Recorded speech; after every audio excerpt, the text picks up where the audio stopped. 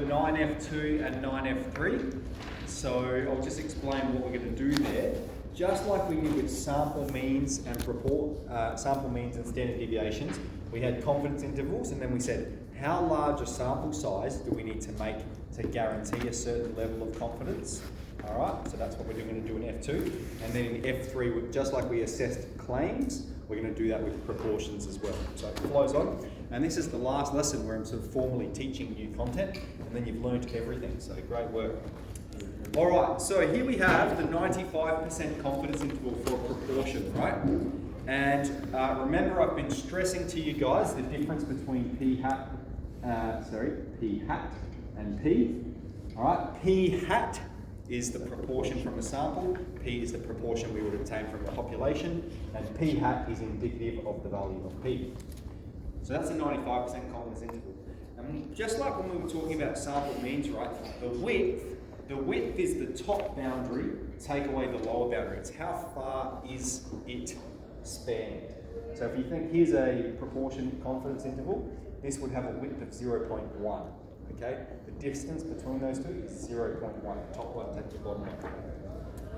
And the width is equal to this, right? If you say this is the general formula, we can do the top one, take away the bottom one, and we get this formula for the width, and you can manipulate that and rearrange that, and you get this formula for n to guarantee a certain width. So that's what we're going to be applying today. We're going to be applying this one to guarantee some level of width. So we'll start off with the first question here. We're going to continue from the fortnight example above. So how many students need to be sampled to have a 95% confidence interval with a width of 0.05? So here in this formula, we've got a width of 0.05. A width of 5% is 0.05. And the other thing we need is the value of P. Now, you'll notice in this formula it says P star instead of P hat. P star is P hat. They're just using it to say if we're in the circumstance we're not sure of the value of P. Okay? So that'll become clear when we start the exercise. So for our purposes, we just use the P hat value. So P star, in the circumstance we had before, we had 55 out of 100, right? 55 people out of 100 play fortnight, so that gives us a P star value of 0.55. We've got all the information, and we'll plug it into this formula.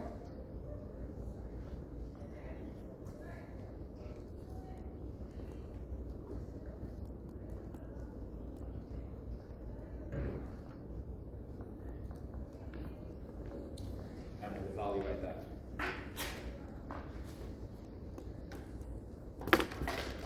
(1521.2). And remember I said, with these, we always round it up. Okay, we always round it up in order to guarantee that level of confidence, that confidence width. All right, so 1521, we need to sample 1,522 students. Excellent. Now I'll just make one comment about P star.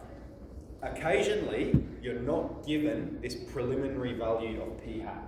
All right, they're going to say construct a confidence interval, and you're not given a value of P hat. In that circumstance, you use P hat equals 0.5 because that is the worst possible circumstance as far as the width of the confidence interval goes. Okay, so some of them you'll be given the P hat value. If you're given it, that's what you use. If you're not given a P hat value, we use 0.5. All right, remember P star is P hat. Very good. Turn the page. We've got an exam question here. And this is a good example because it demonstrates all of the things in 9F combined together. So we start with a confidence interval calculation, and then we answer some information around it. Now this question is also a good example of an exam question because you'll notice you're sort of presented with an overwhelming amount of text. Because one of the things they want to assess in the exam is your comprehension. You've got to read through and abstract the necessary and important information. So it's important you read it carefully. All right, so we'll read it together. We've got in 2004 federal election, 47.4% of voters in South Australia voted for the Liberal Party. A survey conducted in 2006 to assess whether or not support for the Liberal Party has changed since the 2004 federal election. A random sample of 80, right, that's important, sample of 80. Random sample of 80 South Australian voters are asked whether or not they would vote for the Liberal Party if an election were held today, and 33 said they would. All right, so we've got a p hat value, right? We've got 33 out of 80 have said they would vote in that circumstance. Part A, using the sample data, calculate an approximate 95% confidence interval. All right, so we've got the p hat value. This is the formula, so we could put it in manually, but I'm going to go straight to my calculator, and we'll go. I'll write up the instructions there. Have we get there again? So menu, stat, it's a test. Menu, stat, interval, z, and first prop. Okay, here's what we're going to put in. Confidence level, 0.95. X, the amount of people that support the proposition, is 33. The number of trials, 80. That's all the information we need to calculate the confidence interval.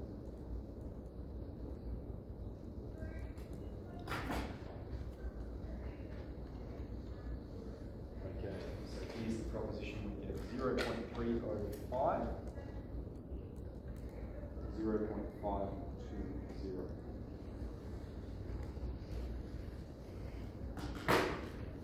All right. So that is the confidence interval. In part B, we're presented with a claim. Okay, let's read this carefully. Would it be reasonable to claim this survey reveals that support for the Liberal Party in South Australia has fallen since the 2004 federal election? Explain your answer. Okay, so based on our confidence interval here, the true proportion of Liberal supporters is somewhere between 0.305 and 0.52. In the past, in the 2004 election, it was 47.4%, it was 0.474. Now that data piece still lies within this confidence interval. It still exists in there, so we don't have enough evidence to suppose that the support has decreased. So we've got to answer that question. So would it be reasonable to claim? We're going to get 2 marks. We're going to say no, it's not reasonable to make that claim. And the reason is because the historical P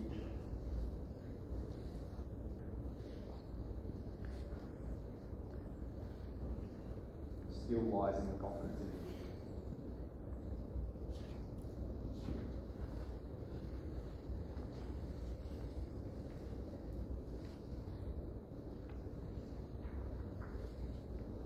So to add to that, what does this confidence interval mean? We're 95% confident that the true proportion lies in here.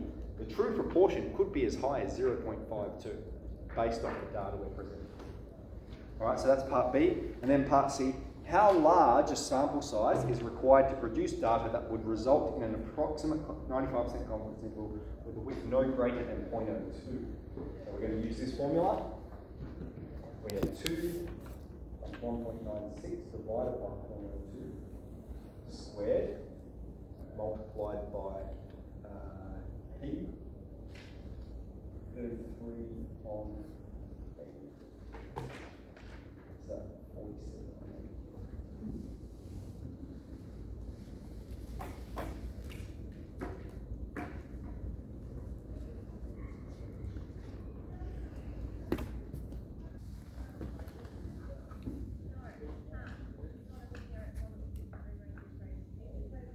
9,309.8.